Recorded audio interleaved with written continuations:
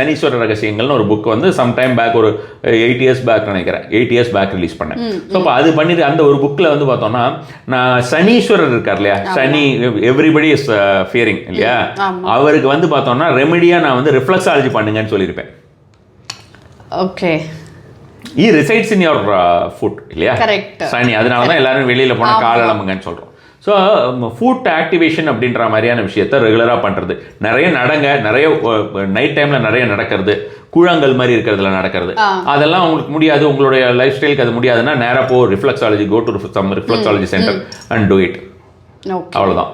Two it on Saturday night டைமில் போங்க, night டைமில் போயிட்டு அண்ட் டூ இட். அது வந்து it will clear of.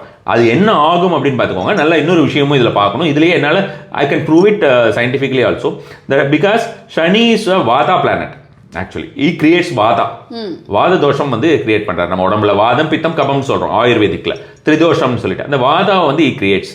So அந்த வாதாவை வந்து நம்மளுடைய ஃபுட்டில் இருக்கிற நர்வ்ஸை வந்து நம்ம ஆக்டிவேட் பண்ணுறது மூலமாக அந்த வாதம் போகும். வாதம் வெளியில் போயிட்டு நம்மளுக்கு உடம்பு எப்பவும் மூங்கில் மாதிரி ஆயிடுச்சுன்னா, சக்ரா ஆக்டிவேஷன்ஸ்லேருந்து நம்மளோட எல்லா விஷயமுமே நமக்கு ப்ராப்பர் ஆயிடுச்சுன்னா நமக்கு இந்த கிரகதோஷமும் இருக்காது, இந்த திரிதோஷமுமே இல்லாமல் போயிடும்.